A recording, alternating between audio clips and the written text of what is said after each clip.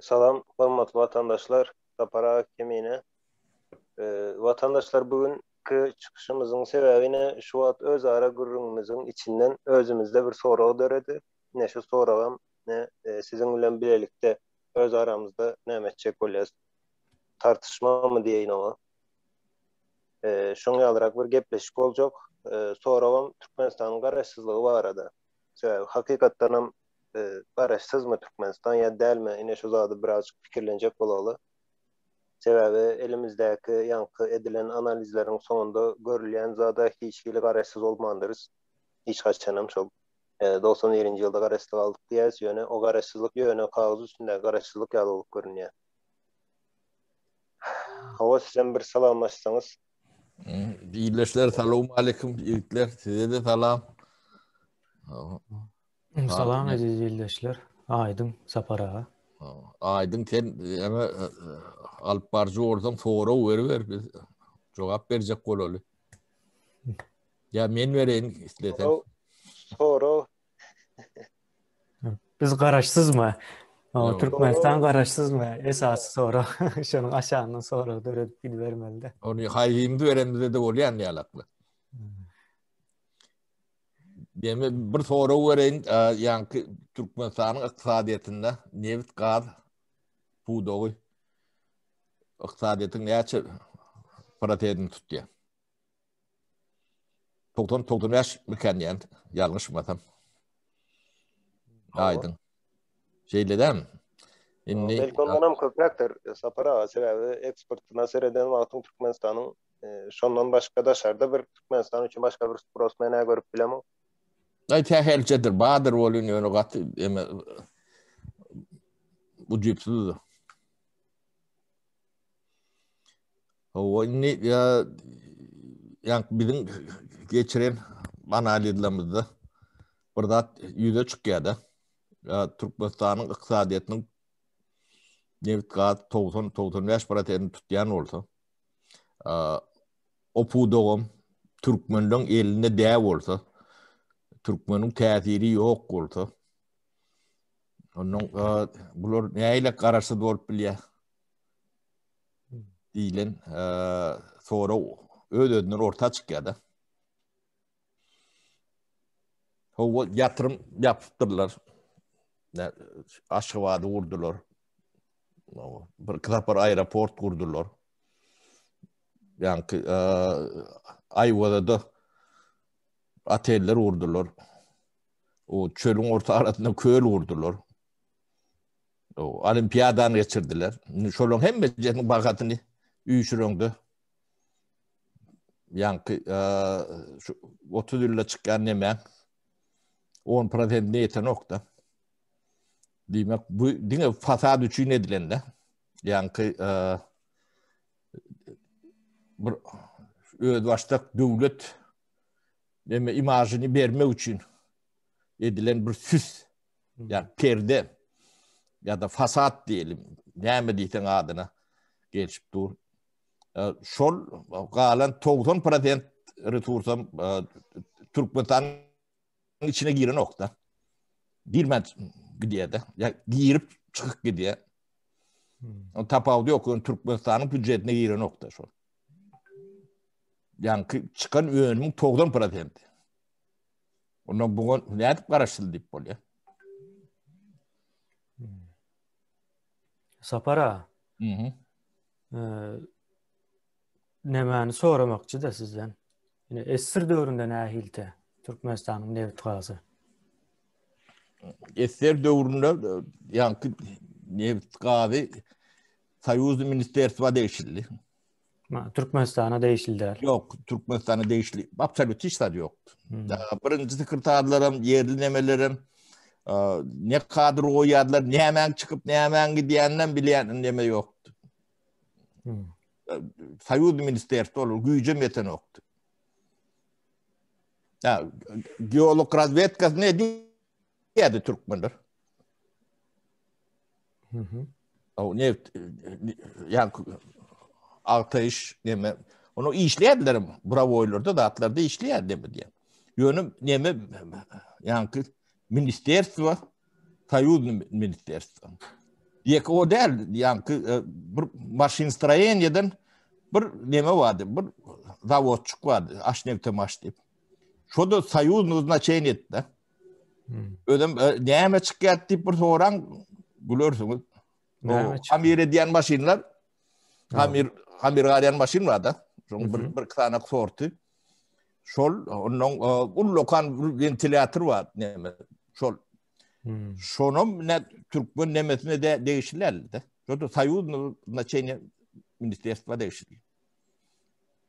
Ödüm içindeki işleyenlerin yerli kadir değil. Birim yok. Aştevte başta. Yönü yolbaşı demelere sotaydan kadir alıyorlar. Orta kadırlar. O sapara indi esir dövrünü, şu yankı gururun veren yadayınız bilen hazırki Türkmenistan deneştirsen arasında tapavut yok. görünen nokta. Yok. O esir dövründe açıçan garaşsız değildi. No. O yönü hazır garaşsız diye yönü edilen işler, bolyan zatlar garaşsız değerliğini işaret ediyor. Yani şu dövrde deme yani göz kamaştırıyorlar. Yine Krasnovodsk değil yattı. Krasnovodsk deyip de esen ulu şu tuğruklar çeleken var. Nevit kad demeldin yeri belli de nevtanikler nemesi.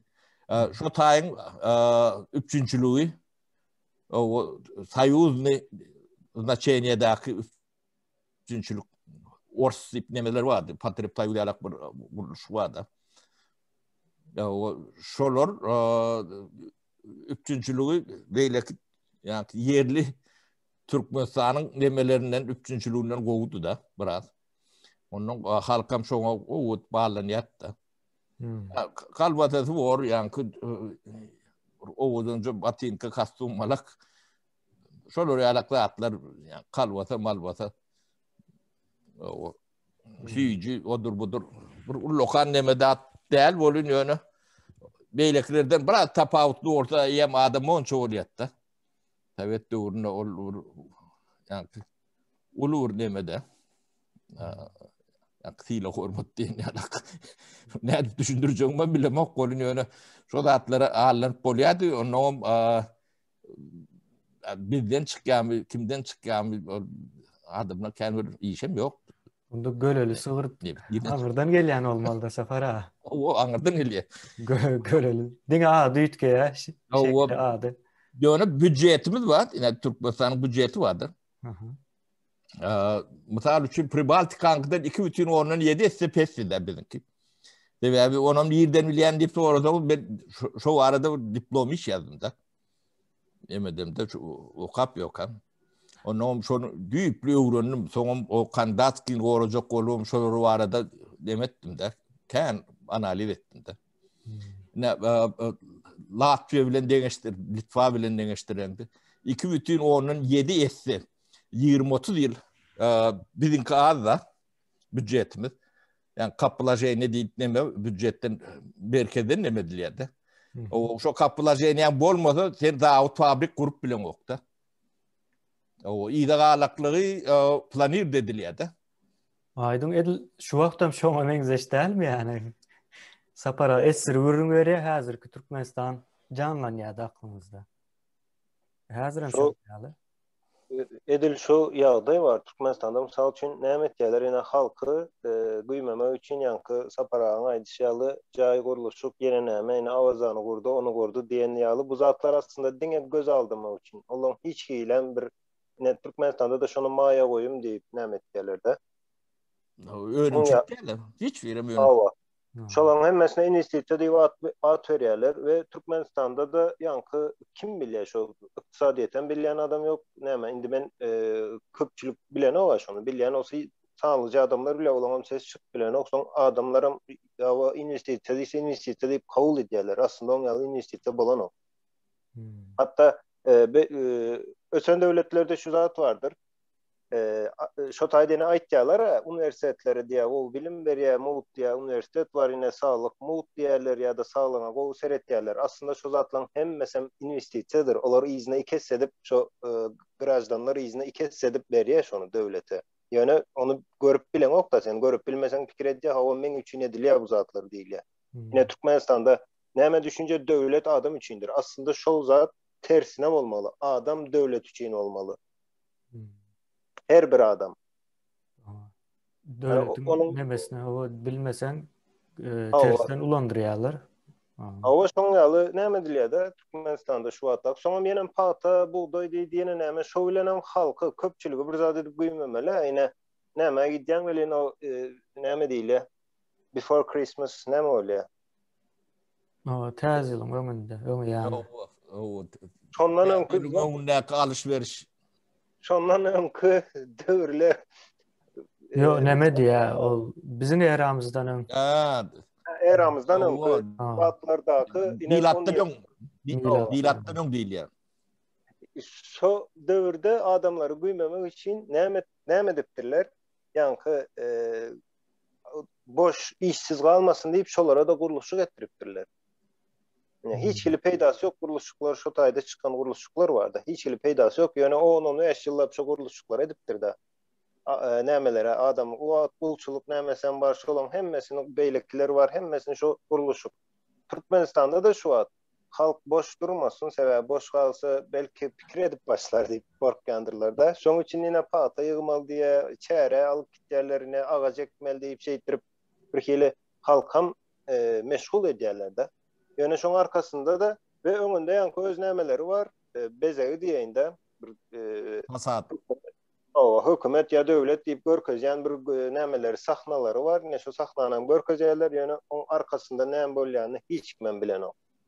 Bizine garaşsyz diýýäs. Hatda ýöne bir zat bolýar, ine Türkmenistan prezident sistemasy, konstitusiýasy var, ýenesi var. Garaşsyz olup biz öz prezidentimizi saýlap bilýäsmi, bilemiz okmy? Garaşsyz diýen olsak. Yok. Biz öz konstitusiýamyzy biz ine halk bolup şoňa bir üýtgeçlik girizip bilýäsmi, bilemiz okmy? Yok. Ine şu soraglary jogap tapmaly vatandaşlar. Tapmaly däl-de o belli de indi her kim özü jogap bersin muňa. Her kim özüçe şu soraglary jogap bersin. Garaşsyz, baky bir tarap diýip ağzyny doldurup aýtýanlar var. Ýene bir zat var. Ine şu garaşsyzlygymyzy Türkmenistanda çağalardan başlap öğredilýär da gaýta biz garaşsyz. Men şu zada aýdaýyn. Haýsy bir mollim siziň öňüňize çykyp men mollim diýip 10 sapar gaýtalady. Hiç biri. Haýsy bir doktor öňüňize çykyp men doktor diýip gaýtalamaýar. Eger hakyky bir zat bar bolsa, şu zat kän ağzalan okdur. Yalan olsa aýdýarlar. Yalan zady şo näme bilen kelle adamın kellesine informasyon sokmak için izgiderli gaýtalamak diýilýän zat var. Ýöne oňam taktikasy var. Ýöne bular şo kitabyňam ýanky nädip manipulasiýa edip bolýar adamy, toplumy nädip manipulasiýa. Şoň kitabyňam men pikirimçe şu birinji iki sahypasyny okalyp edilen işler bular diýip pikir edýän. Içkili içinde döredijilik ýok. O taýda da aýtdy, bu zatlaryň edilmek üçin näme şertden gerekdigini görkezilýär. Ýöne olaň hiç birini ulananoklar şol birinji iki sahypasy da kitabyň. Gaýtalasaň adam kabul edýär diýe bularam 30 ýyldan bäri şonu gaýtalaýar. Ýöne ýene bir geň bir zat bar. Döwlet, okey. Iqtisad etim de düşünükli. Millet bar. Cemiyet. Bular nämetdi? Näýlek? Bular ötüşi ýa pikir edişi näýlek? Ýani bu ýani döwlet diýilende döwletiň gurumlary bar. Ýokurdan aşak ýani kanun çykarýan organum bar formalna. O kanuna gödöwçilik edýän organum bar formalna. Döwletiň hokuklugyny goraýan edarada bar, o da formalna. Ýani milisiýa, polisiýa, süýt, gatyk hemmesi formalna bar. Ýöne şular näme etdi? Şularyň öňünde itiň öňüne oklanan ýalak tüm koklandyr da. O ýanky şu ýertin gadyň pulunyň 10% döwletiň içine galmaly. Şu 10% bilen şu tüm biziň öňümizde oklanan tüm 30 ýyl ne bilen böyle şu tüm daşına birek iyip o atıp basıp türmelerden çüyredip şeydik geldik de. O biri şu sünkten paynalan milisem şunu komport diyor. Belki şu sünkten paynalan men devlet topluluk nemesi dip çişip nemedip diyor. Bilen men sen ne der o belki biri men jurnalist ben de oğur tuttum nemettim o dip komport diyorlar. Men plan da attıydım. Men prokuror. Ya biri men prezident dip diyor. Hem mecbur olan prezidentin içinde. Çünkü yerler. Arkanın dağı eylekten ben Türkmen'in başı. Ne 30 yıl şul oyun oynak geliyor. Ödem şu 10 prezidentin içinde. Şu sünk. O yani İçin oğun okulunun ödem. Ben başka canlar bile dengeştiriyorum bile mokta. Tabii bunun içinde yarağım var. O kuyruğun yamdına kısıp öğrenim var. Sesini çıkarmanı öğrenim var. O item her türlü kulyadı. Ara şu it bilen deňeňiz ýöne ite de hakaret olup biler. Aýdaýyn ona şoňa de. Sebäbi it diýeňiz olarda da bir prinsipi var, bir nämesi var da olamam. Şonu hiç kaçan bozýan däldir it bolsa da. Ýöne bular oňurgasyz siziň ýanka aýtýan şu gözökçülük diýeniňiz, ýeňiz beýlekiniz oňurgasy ýok olar. Näli bolsa şoňa göre tans edýärler. O yokuluk çenli diyor prezidentin çenli. O da köpük. Para. O? Hayran alayım. Ben şunu kıyız kalacak olayın. O neme oldu belki alır gelipler. Ya Sapara'nın aytacak oluşu Türkmenistan'ın içinden çıkan pulun 10%'ine sünk edip bulan ýalar. Orta atýalar. O son goşa dırnak içindäki o itler şu sünk iýjek bolup bir-birle urşýalar, iýenler hem güýçlü bolýar. O bahar nämemiz şol diýär-de. Başımızdan geçen waka. Soňky 30 ýyl hatta Sapara öňkü SSR wagtynam şonu ýalyp alsak bolýar-da. Yo o taýda näme de bolsa ýani seni regulýar da diýerler-de. Sen item däl hiç adam däl saňa ýani ölmede öde berilýär o bilimden berýärler. Sistemli ol. Ýöne ýeke Türkmenistan näl öňkü Sowet nemesinde eýleki respublikalarym hemmesi şundalykda. Onuň deňlik bolanyny hemmemiz deň garyp hemmesi ýok. Sapara onda şu soru dörýärdi. SSR dargadım aslında. Dargady. O SSR bar diýip demedimde okdan şol demeň galynysynda. Ne orsetde näýlik şu wagt. Biz o oligark neme şol mafiyan eline ýalak da. Bir 100 adam, 1000 adam, 2000 adam bi. Ähli resursları öz aralarında paylaşan ýalak. Ödem kanun, öz kanunlar var, öz içinde öz nemeleri. Onun Moskwadan aýryk çyksan, ýani könürünce baran ýalak, o taýlarym şeýle köp beri. O yollar yok. Görüyor. Eten ulaymayan da şehirlerim var. No. O tayım şunu alak. Yani bizi bu devlet soğrayan olsa, yani sömürüyen olsa ne yaxşı? O tayda devletim yok olur. Yani mafya strukturu realak deme olur. Yani Türkmenistan'ı Orslar sömürüyordu ha? O. Yani devlet değil. Ors devleti değil. Yok. Devlet bolanda da devletin içinde devlet var da onun devletlerini görüyorsun.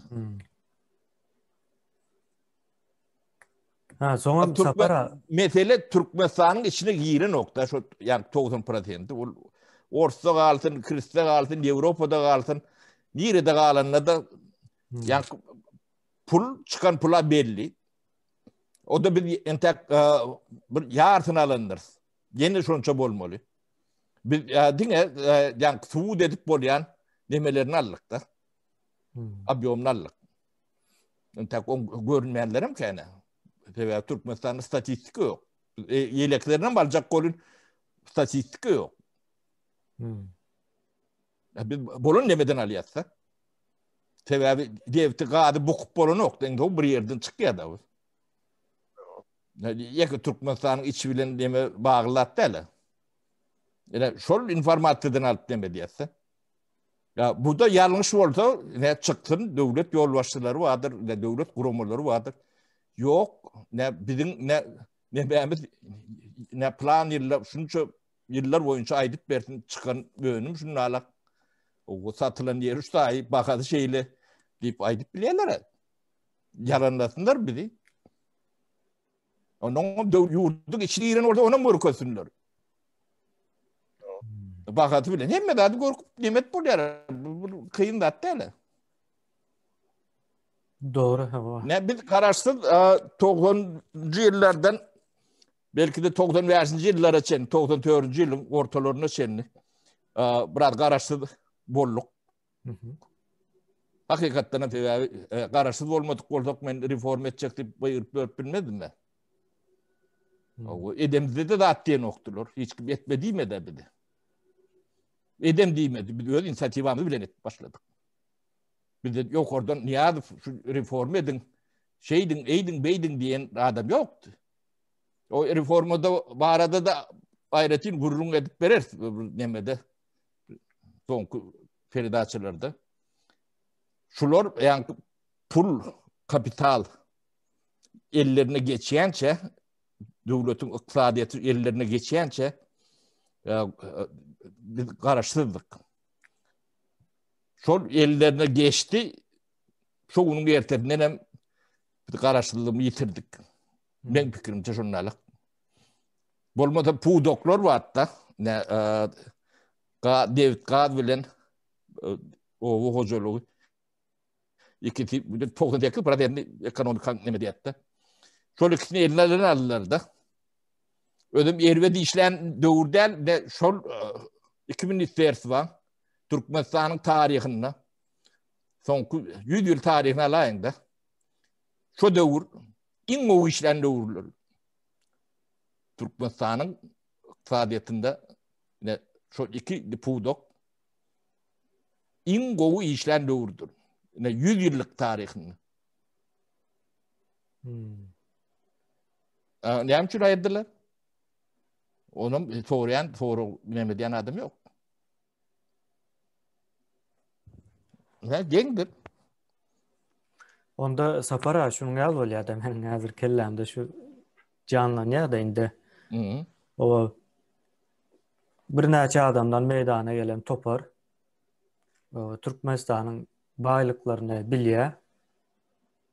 O son şunu ele geçirme için hem hareket ediyor. O Niyaz ve Kurbanuli'ni kukla edip otur diye. Sen şu tayda otur diye kulağından çekip duruyorlar. Olara da sün kokluyor. Büyümesinler deyip. Kalan 90% baylığım yurdun daşına akıp dur.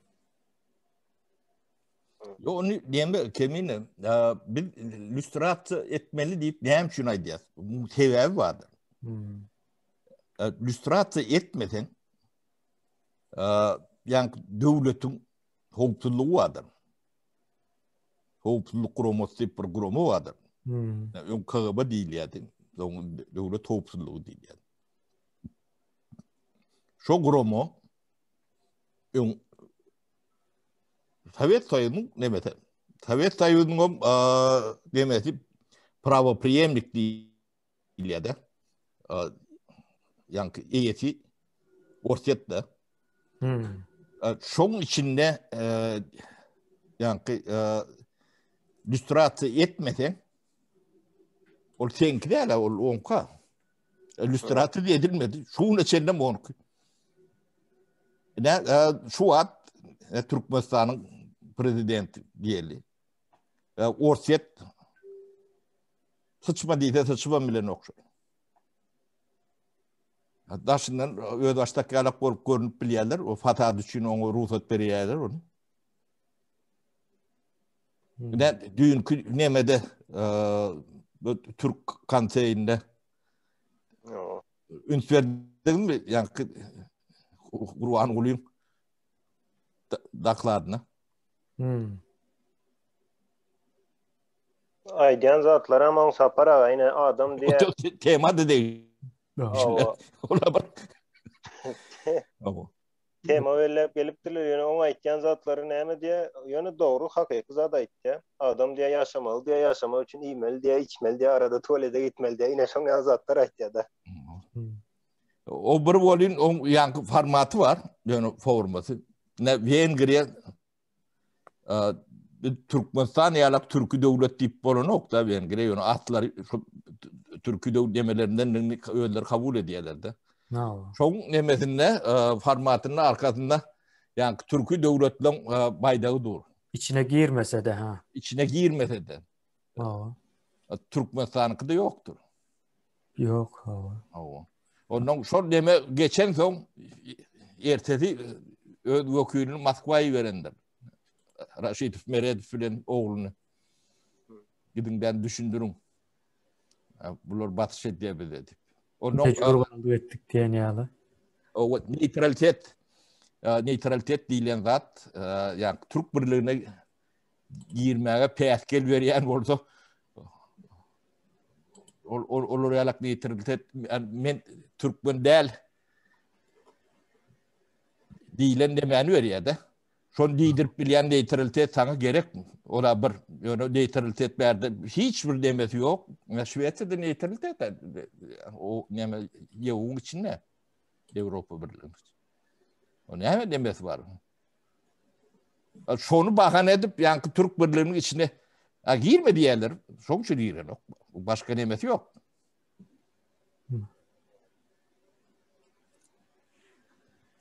Ne sapara kıyska edip geçeyim şu tayda.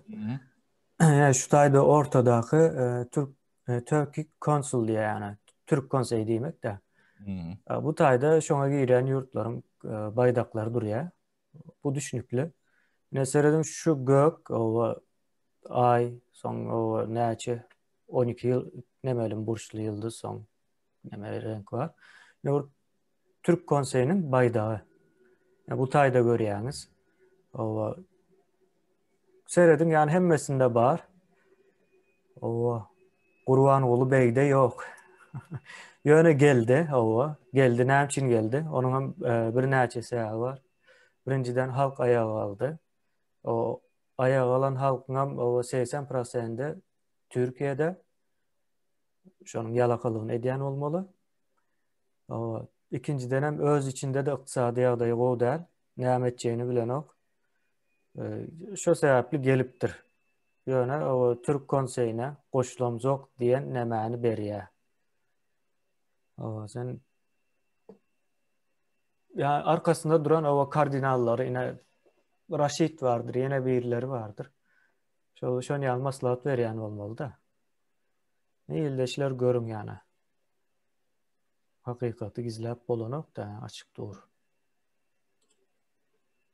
Yine şu adam yine bir zadaydın. Avrupa devletlerinde misal için hatta separasyonda da vardır.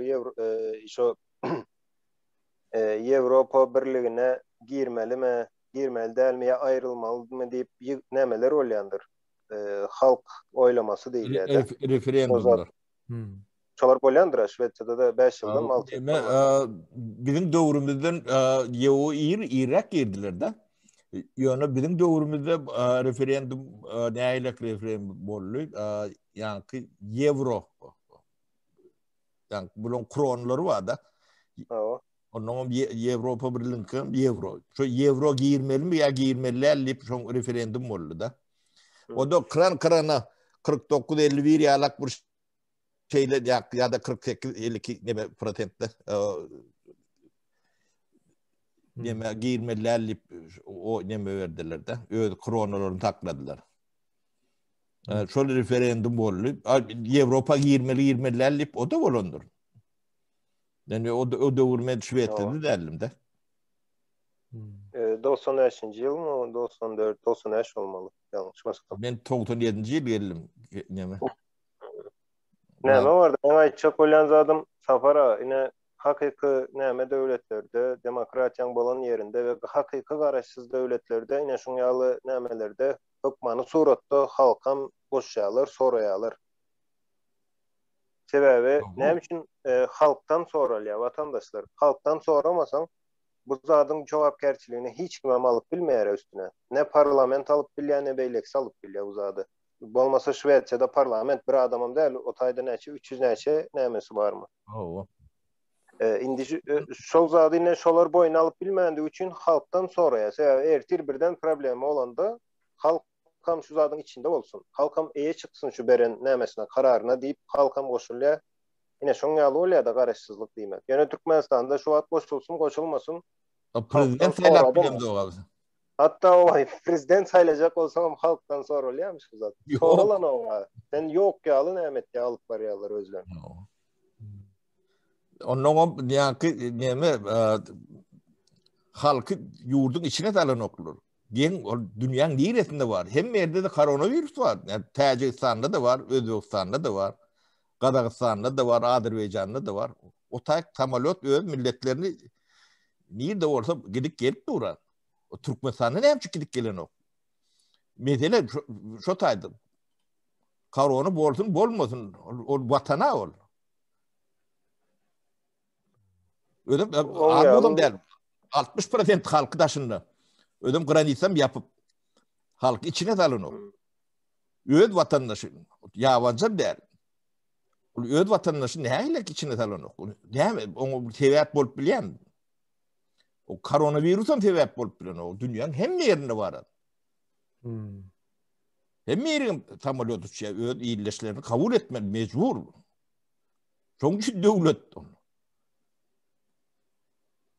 o nähile sen halkyga başga döwlet şular ýaly kyn ýagdaýda başga döwlet seretmeli. Ne Türkiýe sen 1,5 milyon halkyna teretmiyor. Özüm kyn şertlerde. Oň öz ýüküm bar ol. Ýani Suriýeden gelen 5-6 milyon bar. O wanlarym şo taýdy. Sen şu zatları men düşünüp bilemokda. Yani şu döwletiň ýoklugy evet nemesi alamaty. O demeli kanuny bozup dur, edipdir, beýdipdir diýilýär. Onun döwlet ýok, ýoklaryň nemesi näde? Bodurlaýandylar da özlerini. Döwletiň de ýok. Onu o maňa näme şu kanun bozdun diýerler. Diýen bolmaklar mümkin. Yok tamam yapıp koyacak olsa böyle virüsten korkyan değil de sebebi hakiki näme de var yine Amerikan yankı tokoylarında yaşayan bir tayfalar var. O sivilizasiyadan uzak kalan tayfa mı diyemiş ongalı yaşayan adamlar var.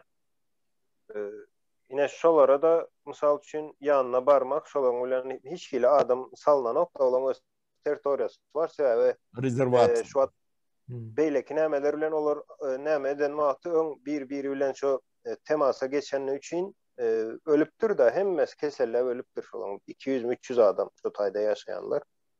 Olan dilini bilýänem ýok, hiç kili näme etýänem ýok. Şondan soň gadagyn edilýär da daşy awalýa şolan we hiç kili adam zat geçen okşolar tarafa. Olar hem öz territoriýasyna çykan olar şu agaçlaryň üstünde ýaşap beren adamlar. Türkmenistanam näme şoňaly adam mykady pikir edýän bolar. Soňam tapara yapýan olsaň näme üçin ine reşitmerede Türkiye gelip gitti. Olam gelip gitti. Olam adama, olam virüs alıp gidip bilýändir ya o robot mu? Demirden edilen zat mı? O şu adam Moskva gitti. Indem ine Moskva'ya gidip gelýär. Ya da olar adam bize adam dälmi? Näme var? Sen yapacak olsaň konkret yap. Eger sende kanun diýen sözüň näme düşünýän olsaň ya da çok konstitusiýa diýen sözüň, tertip düzgün diýen sözüň o näle öyle bir adam geçip bilýär, bir adama geçmek bolan o. Onun ýene bir zat bar, näme aýdyn. Men ýa döwletiň ähli sirlerini taňa açýan bolyn başlardyň. Içeride aýtma. Hökümetler işini berja etmedi. Yani atstavka gitmeli. Türkiye'de ne güven oy deyip bir zatlar vardır. O çetveriyeler parlamentta ondan öz işini doğru eden ok deyip täze seçme diýerler saylowy. Türkmenistan'ın bu oňormana görünüpdi da. Bu gitme niyeti yok mu kan? Onu niyet ayırmalı, atvalmalı mı kan? Niyet valmalı. Ha? O mumavçıları vardır. Köytünün ağında. Mumavlayanlar. Dine atvallayandır. Kayalarda oluyordu. Mumavlan yalan avlamalı bunları. Sapara onu aldıyım köyten daha gider şu avçıları yok der olur samsıklar. Yanlış düşünürler. O av tüpünlerini alıptırlar. Demek emin onun için arkaya. Yo, ne işini edip bilmeyen oldu. Ne bir firma batıran son başını taklap bolan o. Ne şu an batırdı. Devlet batık şu an batık demedi. Çıkmadı da bunu çıkarıp bilecek manalarım yok. O da görünüp bu da.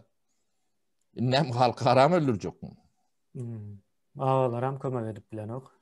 O yani her günüm yani tertini işleyedi. Ne daha şovuz. İn verimli, bereketli ata baba bugünkü değil, çöröklü, bereketli bir toprak rotayları. Seyredip görün, duruşuna doğudur, çoğurdur. Sotayda adamlar kanını okup koran halkımız var bizim. İn ormanlar şolun hatiratını saklanmalılar, onu görüş soru atırtırlar. Hem mi yerim şunun alak? Daha şovuz hatam bir çöröklü, nemeli, doğudlu, bir mihmantör, bereketli bir yerde. Ağaçlık yıllarında da daha şovuzdan nemedileyene kendine. Üçün ediliyor. Yo.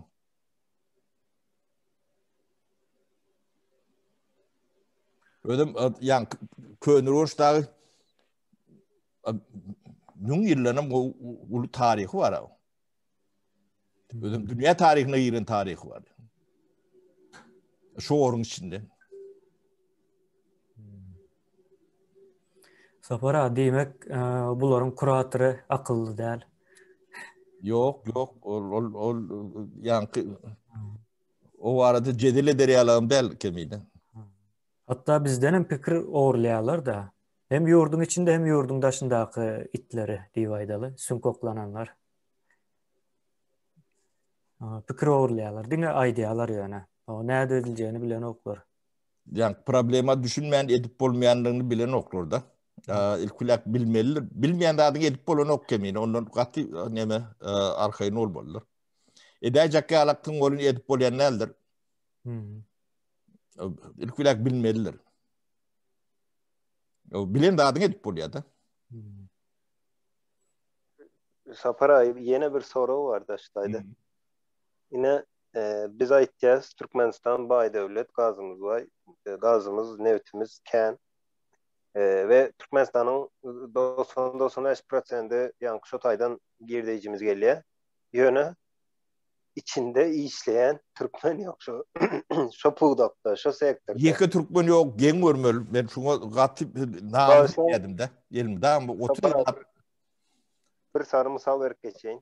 Yine Türkiye'nin vatandaşlar köpüğünüz bilýäňiz Türkiye'de guruluşluk vardır. Türkiye gatılı nemeler ettiğini istetti de guruluşu için. Onun yazatı yoktu Türkiye'de guruluşu. Bundan bir 20 yıl nemesine gitsen. Yani sonki yıllarda daşarı yurtlarda firmaları vardır, yenileri vardır. Şimdi şu Türkiye'de bilýäňiz şu öz daş töwereňizde tanayan Türklerden sonra görseňiz hökmany suratda şolaň biri olmasa biri şu guruluşyň içindedir. Biri ine daşary yurtlara gidip işlendir ýa ýene şoň ýaly hökmany suratda guruluşyň içinde ine şu 10 san Türk tutsaň biri guruluşyň içindedir. Özleri şoň içinde bolýar. Ýöne Türkmenistanyň berde Türkiye'de guruluşyk belki 20%'ne de ýeten o nämesini iqtisadiyetini. Yani şonda da şoň içinde adam var da yani. Tekstil medil şoň ýaly. Yani mata dokayan, eýneşik dikýän näme medil şoň ýaly. Indi Türkmenistan'da 90-95% iqtisadiýetiň gaz neftiň üstünde durýar. Özüňizden mysal alyp görüň. Özüňiz garyndaşyňyz, dost ýaryňyzdan sorak görüň, näçe adam şoň içinde. aslında bolmaly şu zadyň Türkmenistanda 10 adamdan 9 sanagyny Newtgazda işlemeli vatandaşlar. Eger biz garaşsyz bolýan bolsak, 10 adamdan 9'u şo taýda işlemeli. Ya şu biznes bilen, o işlemeliğiyle garı işine işlediğidir Türkmeni. Onu Yok, avtobus işlemeli bilen taşan diýende köyün avtobuslu sapara aile bermen. işlemeli diýende biri reklammasy edýäni bolsun, birine satış management, ýene näme, birine international nämede işleyen arenada daşary ýurtlar bilen näme edýän, ýani işte biri şoň adwokaty, biri ýenesi, ýani çok işleýär diýenim, şo pudoň içinde menejerinden iň aşagdaky nämesine 90% Türkmen olmaly da şo. Yani Türkmenistanyň halkynyň 90% şo taýda bolmaly aslında. Eger garaşsyz bolýan da ocak eýeleri diýip ocak eýeleri näçip bolmaly Türkmen. Dragon oil bolup bilýär da näçip aýdyň oil bolmaly. Ya da kemin oil. Ha? Petrolüm. Hawa. Näçin ýok şo. Yani Petronas bolup bilýär. Niýem Petronas? Yeni o yeni hem devlet idarasın. O da İtalya'da hudud idara. Hem şu onu bolýardan aydyna bolunok. Yamrada bolunok, amana bolunok.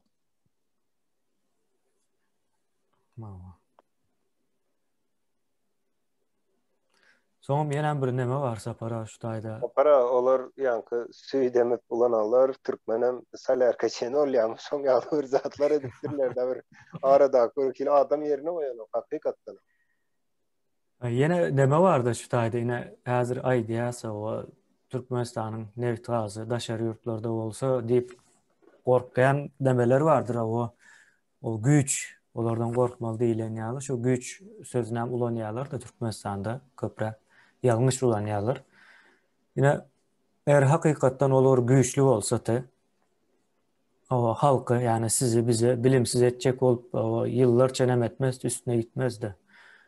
O ýa-da bir ýere birleşip jemgyýetçilik guramasyny gurmagymyza islemeýär. Diýmek olar aslında gorkýarlar. Şonu örtmek üçin şol gorkyny ýani özleriniň garşysyna çykyp biljek güýje aýyrmak üçin şu bilimsizleştirme nemesine edýärler-de prosesine. Ine şunu ýaly nemedele aýdyp geçeli. Halk oýandy. Hemmesi talap edýär. O Newtgaz daşyna çykmasyn, o watana garşmasyn. O ýurt bizinki. O bizim ýurdumuz diýip bilse, şonuň garşysyna hiç bir güýç çykyp bilmeýär-de. Olaryňky ýem näme bolýar? Näme diýile illegal. Bir kanun bolýar. Olar häzir özlerçe kanunlaşdyrýar. Näme üçin? Näde edýär bunu? Halk talap edenok, islanok, gerek däl. O kanuny şekle gelýär, ýani goşadyrnaň içinde. Yani asıl şu toprağın içindeki ve çıkan nemeler toprağın özen halka değişler şu taýda doğulanlara. Dine halka, konstitusiýada şey dip ýazylan. Hawa. Ýurdun eýesi dine halkdyr diýen. Başga hiç kim. Soň halka o islemese diýe, o ýöretede isletmeýärler. O belli bir ýylyň dowamında. Soran oklarım ol, isleýän okdyp toran adam yok. Bizene toran oklar, sizene toran nerdeler? Şu dereceye getirip bilýärler de o soramaz ýaly, olaram soramaz. Cehalet bilen rahat. O arasynda da süň koklaýarlar. Şu sünk nemese gowy boldy Sapara. Ine sünk koklasalar bilip bolýar da, ýani sünküň möçberinden bilip bilýän taşyndan hereketligidi.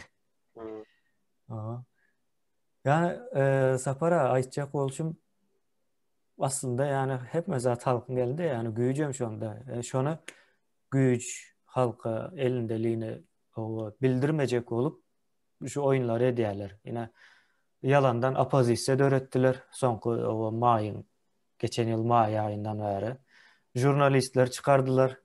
Yine bir zat etdiler. Bunu ildeşler yani Türkmen hökümeti etmeýär. Türkmen hökümetem şol oýunyň bir parçasy, bir bölegi. Şu jurnalistler ýene de opozisiya sözü esasen. O Şu söze bölme için ulanıyorlar da. o opozisiya Şu söz ona legitim status veriyor. Ne bu hükümetin opozisiyadan bar diyendeme şunu legallaştırıyor da. o. Yine opozisiyan döröden indi adam deyin, topar deyin ya döröden bir zat deyin o. Berdi Muhammed ham döretti de. Jurnalistler ham döretti. Ne için döretti? O şu oyanıp barayan halkın kellesini karıştırmak için. Hatta neme var yine bu yıllardan beri adamlar o gar yaşlılarım dinleyet radyonu. O meşhur radyo var ya. Yine şu meşhur radyo şu sünklerden neçe sünk iyendir. Şolara sünk oklaya Türkmenistan'ın içinde o 160 polis tutuluyor. O yine bir zat oluyor. Yeneler yani. Şunun yalan nemeleri yayır diyorlar. Yine bil vermeli de şu taydın sünkün göçüverini ve haçan oklananına. O gıcıcık olmalı sebebi neme yani itlerem akıllı hayvan olayandır. Şu çünkü sırtına dengeyendir. Yani yuğuşacak çünkü çıkan mı çıkan ok mu deyip. Hakikaten şeyledir. Son denemen yiyenler onu çıkan ok helak konuşup öğrenir kendir. Sapara şu erdemen yadımdan çıkmakana hemen aydık geçen şol opozisiya sözü, şol näli ulanýarlar. Vatandaşlar, hükümet diyen zat Türkmenistan'da yok. Yine şonu kabul etmeli biz. Yok deyip kabul etmeli. Indi sen göz önüne getir halka yok diye göremiz ola şu hükümeti. Nirde nämetdi? Ya da devleti şu tayda gördünüz mü siz? Size bir yerde peydası değdi mi? Bir nämedip? Kıyın güne düşende şu devlet ya da devletten peydalanıp bildiniz mi kıyın günümüzde? Yok. Demek yok zat şu. Näme gerek? Sen yok zadın, men buna opozisiya demek näme gerek? Hem sen devlet var, hükümet var deyip kabul etkende, opozisiya sözem şoňaly bir zat bolýardy. Aslında onu güýçlendiriyor. Kapitaldan goldaw berýär. Meşhur ediyor, yani legalizavat ediyor. Meşru hava. Legal niyadaya düşürüyor yani getiriyor. Aydışınız el sapara. Şu da yani oyun alayan oyunu neme vardı yine surat görkezýärler. Şu opozisiya diýilen neme. Surat görkezýärler. Suratda da diňe Berdi Muhammedow var. O neme var ya zoomlayan hazır akıllı telefonlarda. O suratı zoomlayan ulalya. O Berdi Muhammedow görkezýärler. Şonu kiçeltseler Berdi Muhammedow'un o elinden ayağından ipler bağlı, yokardan kukla. O arkasında duranlar başka. O bu opozisiya da o neme radyosam jurnalistlerem o şol yüpün bir kenarından tutup durandırlar. Şonun ýaly bir surat görünjek yani. Şonuň üçin näme diýerler diňe Berdi Muhammedow aýyrmaly diýerler. Bolýa aýyrmaly da ýöne şonuň ýaly bolýar. Berdi Muhammedow aýyrsaň problemi çözüler. O sen suraty, hakyky suraty görkes şonu dolum göçöründe. Sistemany ütketsen Berdi Muhammedow gidýär da. O Berdi Muhammedow aýryp o başga Muhammedow goýmak näme nemesi var? Deme şu an bizim görüşümüz ben bundan netice çıkarıyanlar devleti bir adatlığı çıkarmak kararsızlığı alıp vermek görüşü. Kararsız olmak görüşü. O yeki bir Muhammed demeden yani dünyanın bir yerine 95% ekonomikan başka bir yerlerin eline bolur da sen kararsız bol bilersin mi diyen doğru cevaplandıracak yeki devlet var mı? Yok. Kararsız diyor bizim iktisadiyetin başka bir nemelere değişli. Mümkün değil. Ödem ne şul informatı ne 20-30 yıl hemmesi internette bar.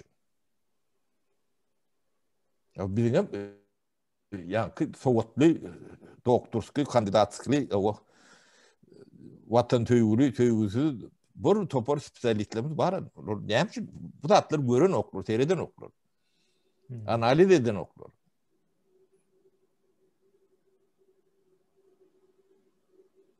Üns veren okur. Şerçi bu tatlar görünen okur. Bana görünüyor.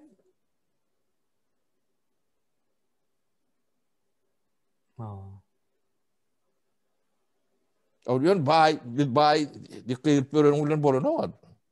Näme bay şoň teret o baylyk kimin elinde oňa da bir teret. Biz bay diye özüm daşary ýurtda gul bolup ber. O. Onam şu gul bolup beren ýerine aýdy biz bay diýip. O samsyk derler. Yo hakik gözüm bilen gördüm sapara şondan aýdýan da. Ay bile işläp ýörse o biz bay diýe dörnji ýerde durýas gazda diýe. O soň için Onu delile getirýärler. Yani bizim fogadymız yetmedi diye onun soň üçin näme diye. Onu kim günäkär? Onu başka bir günäkär däldir. O men bilemok diye. Onu da bir günäkär däldir.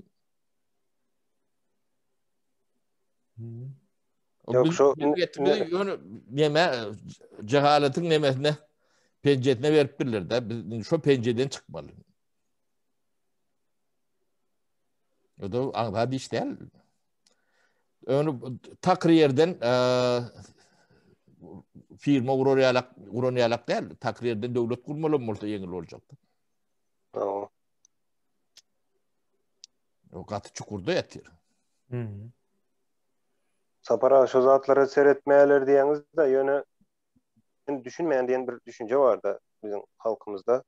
Ya da men o zatları kellemi işlemez, kellemi yetmez diýip nämet ya da ýöne aslında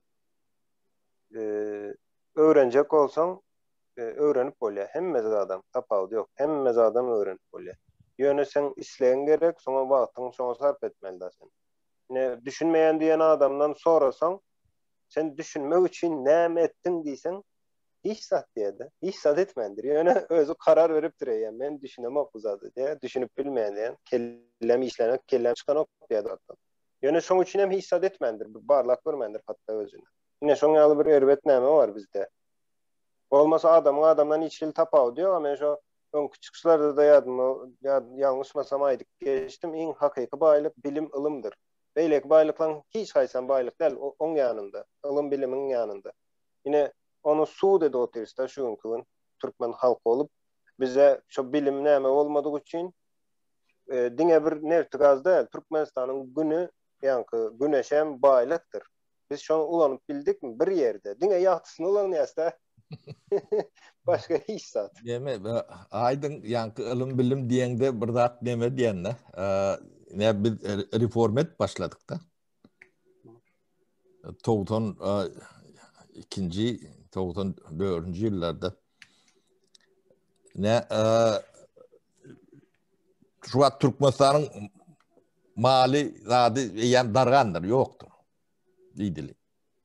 Ne şu vakti mali biz bir şu kalkodun mali halktan yığınılıp kurulan nemeler de kalkod demek kooperatif demek de. Adamlar öz mallarını kimse atını, kimse eşeğini, kimse koyununu, sığırını ortaya koyup şey demedildi de. Şimdi biz de reform edecek olumuzda şunu şu halka paylat vermeliler, eğilerini vermeliler. O devletin mali elle kalkon mali. Ya o ne edip verecek? Onu kendi çekeleştiler. Onun ben o hocalıkçı değer voluntum ben fikir edişlemem voluntum burada büyük küçükte. Onun bu teklif ortaya çıktı da cedellerin içinde. Bunu yani ortada koyuluyor. Ne mal oldu? 2 milyon hadaplamada antat boruyalık, düşünmede antat boruyalık şeydi var. 2 milyon iri şahlı mal var. Şol ortada. O devletin köp dev oluyor, şol halkın ki. Onun şonu halka veriyen. Ne sana 50 tanağını veriyen, 50 tanak tığır. Sen 5 yıllan ya da 10 yıllan 50 tığırı iyidine vermeli. O senden alayan aydından hem bir şey paylı ne da 50'den 100'den yani o da şol kalhodun içindeki adamlar öğüleri karar veriyorlar. O yani bağlam çok kalhodun daşına çıkan o. Çok nemesi. Tabii mal şolonku da. Şolon ata babalarının. O ortada değeni bayet yeme diye de yani vermeye diye de. Yönü ortada yani ortadaki mal ne ölmeli, ne kefellemeli, ne yitmeli, ne garramalı. O elimde ama 2 milyon orada 2 milyon durmalı. Cemi diyenler. Yoksa verilen neme iyiliğine geliyor. Onun başka birine veriliyor da. Yine de 50'den demedi. O elimde ama onun şunun alak burunu her 4-5 yılın 3 şesse 4 deste köpeliyor da. Geometrik progresde köpeliyor da.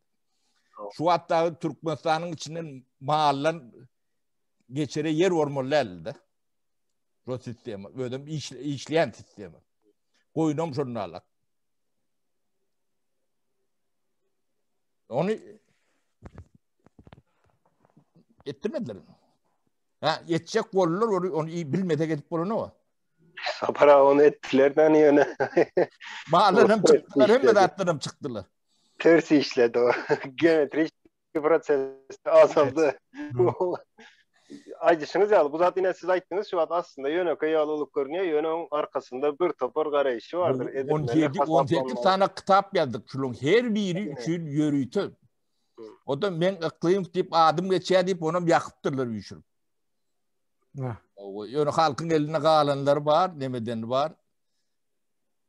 Sapara o halkın elinde kalanları gözlerler indi yakmak için. Şimdi mal kalmadın. Yakanlarını yakmanlarına dönemez yok. Mahallanıp çıktılar. Hem at telek hem göt telek diye de ne Türkmenin bir gödevrak bir ne naklı var da. Ne halkı ağaç nemettiler de. Ödüne bilgin, tecrüben getirip bilecek peydahsa ben eylek bu doktoru giyirem o. Yani gidecek. Yani 350 milyardan bir çıkıp böyle o arada vurur diyenler. Ne mali emeti.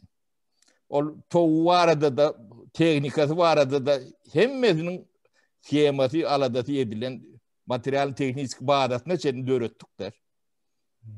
Şunu etme için. Ödüm bol var ya. Ana. Malam yok işte adam yoktu. Onu cevap verecek adam yok. Ödüm onu bilem yok deyip bilen yok orada. Sebebi biz her hepte bir oblusu neme diyedik de. Ulu seminer geçiriyorduk. O seminarda 700 kâtin mün adam yığınlanıyordu. Hem gazete jurnalları da neme veriyorduk. Haber veriyorduk. Onların bağırdı. Hem yazılan hem filmim edilen hem adam edilen yani metbuatta bir yerde olacak manası yoktur. Ana şu mün adamlar her oblusunlar bu dağıtları görebiliyor. Şolordan pes çıkmadılar. Bu gen dağıtlar. Ne şu at ben at şeyden yalaydı vaydıp veriyenler. Olmasa çok munglap adam gördü, bildi, teretti, düşündü. Kâti karşıydı, kâti taraptı. Ne bunu da ben katı gen alayan. Sapara bunun arkasında bir üç küçük bir mekanizm olmalı Gökmen suratta. Yani azırak canlan ya da onu sözleri döküp diliyle aytmak kıyınrak. Şunun yağlı neme edilmeli değil de. Ödüm demi bir şurnalak bolunu mahallarçılığa yıkılıp gidiyse mahallarçılığın ata vava anrıyımız çarva hem ben bizim göçüp konup görün Türkmene bir 2000 yıldan beri Aňyrdan gelýän. O mal bizim in demediyen demem şu bağlın iyine düşüp Geldik şu taylara diye. o Bağdat'a yetiptirler. Ödüm in kolay öğrenip bilecek demedi. Bu gallatlardan atlar has ustad bolmalı. Yani şu atını itini teyislep bilen millet bir yani tüyt beren sığırım. Seyredip bilir de. Eder de. Ödüm yeri şu oradan çıkarırdı. Hakikaten.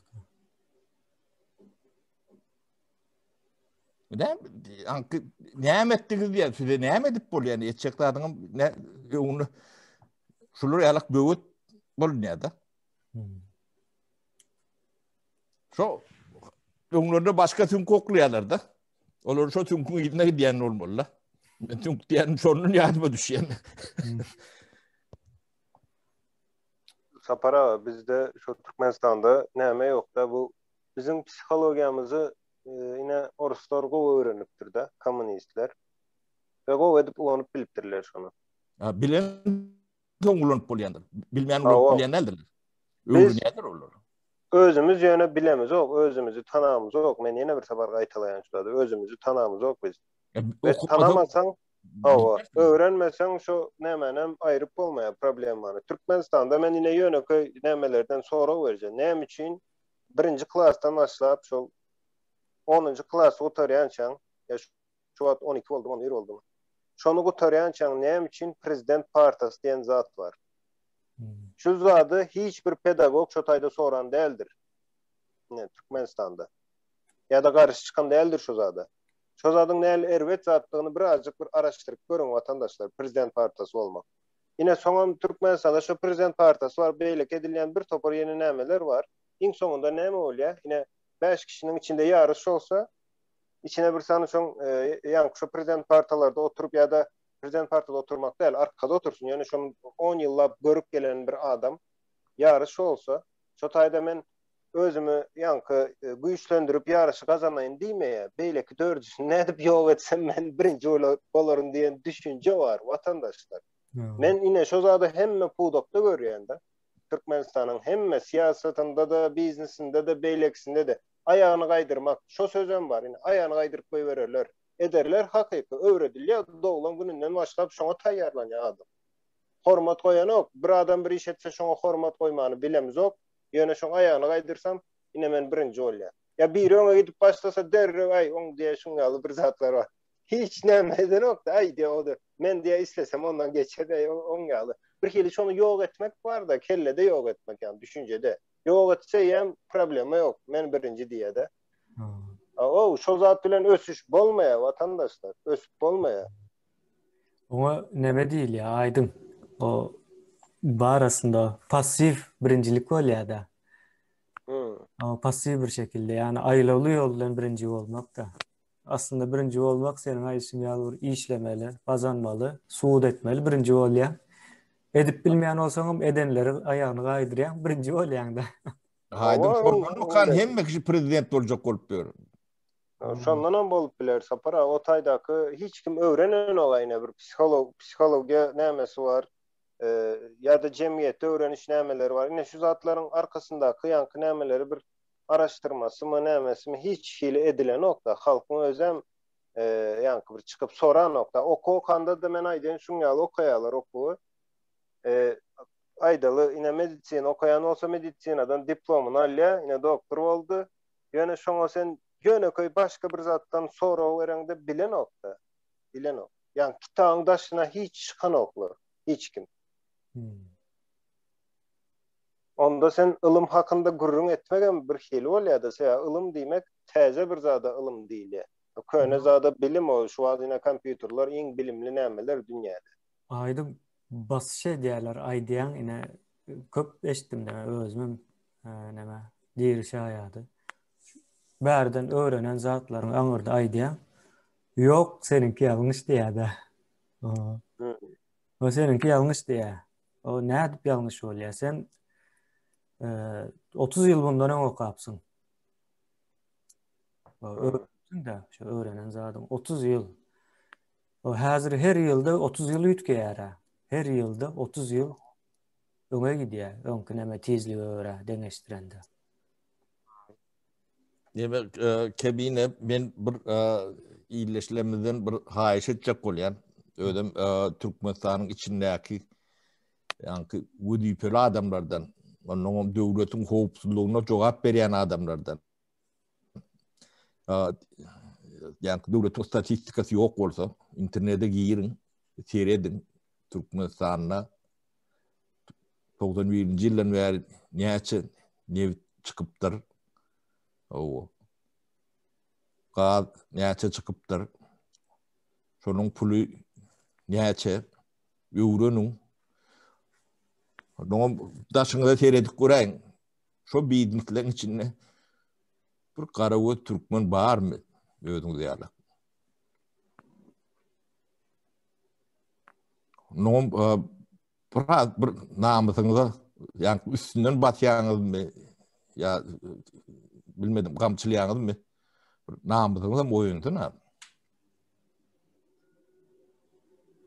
Öz watanyňyň içinde o edip ýören dadyňyzy seredin. Size de çağalaňyz o atam kakam babam öňüňde tüm koklunun iç ekeniği diýerler. Köpek suğuz. Hakykatdan şu funksiyonu yerine getirýäňiz. O biziň diýenimiz hiç çağalaňyz diýer. Ne biz şoňa düşünýän bolsak, erti siziň çağalaňyz şoňa düşünür. Köpek suğuz. İçsiňiz. Öňüňde tüm koklunun içsiňiz. O lokanda adamdyr, nemetmäň. Ogryň ýerde degen belli. Betbakçılığın nereden elýänem belli, döwletiň howpsuzlygyny nereden elýänem belli. Sapara, gıynaşyl tarapam bu adamlara o täze Türkmenistanda gyz berip gyz almazlar bu adamlardan. O tohumu tükener. Vatan dönüğü diýip at galar ya bularda. Illüstrasiýadan dökmän suratda hemme geçecek o taýda. Yok, geçmende de bunun çağları insan okar bilir düşünür. Yani biz düşünüp bilmem olduk, bizim gelecekler çağlar bizden hadan neme olmalı. Ya da çağlarına bilimden mahrum etmeli olur şu adamlar. Eğer siz erti çağınız size şoň ýazada aýtdyrmajak bolsaňyz, hökman suratları bilimden näme etmeli de izolyatsiyada saklamaly bolar. O men itdi demetmen, gatwurmen funksiýany şu zady diýen. Ödüm bir etli sünköm değil. Size okunyan eti alınan sünk.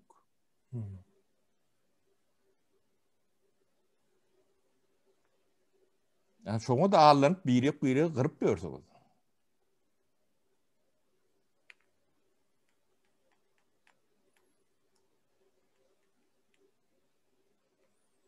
Ya hakikat katı ağacıdır. Onu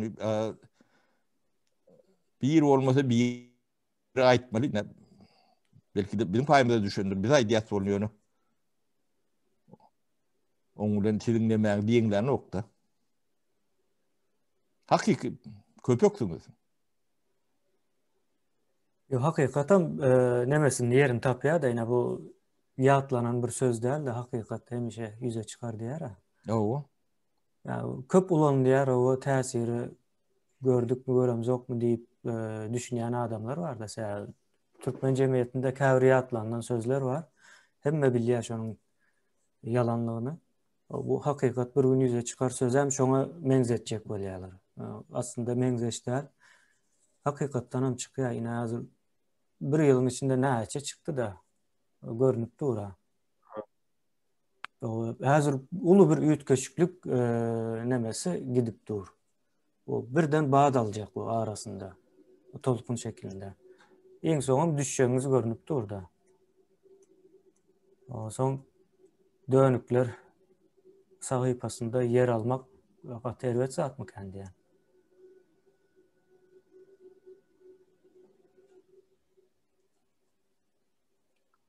Hava sapara cemle olmasa. Bolya.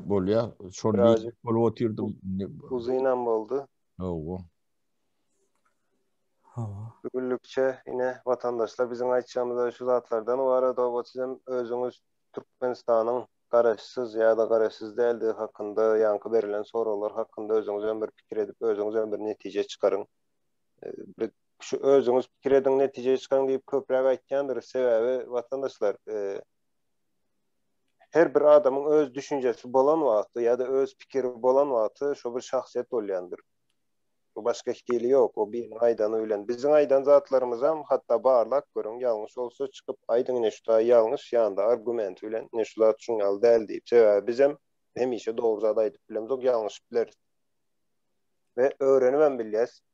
Öğrenmek hemişe gowzattır. Tapawdy yok kimden öğrenenin. 5 yaşar çağı olsun, 70 yaşındaki bir akıldar adam olsun. Tapawdy yok öğrenmek ikisem denk zat aslında.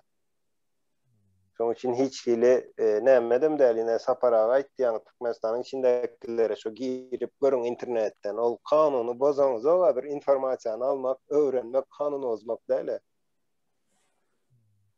Ýa girip görüň näli ýagdaýda Türkmenistanyň ýa-ni ýyllyk satýan gazynyň newtine soňam halky içindäki daşyndaky emmesini bir nämesini çykaryp soňam ine beýleki döwletleň satýan nämesi näçe, adam başyna näçe düşýär. Şu zatlaram hasaplap görün ve ýagdaýyny deňeşdiriň şolary. Awa sağ olun ildeşler sapara sağ olun kemine sağ ol. Sağ olun. Sağ olun. Hiç ýaxşy. Sağlıklı görüşelim.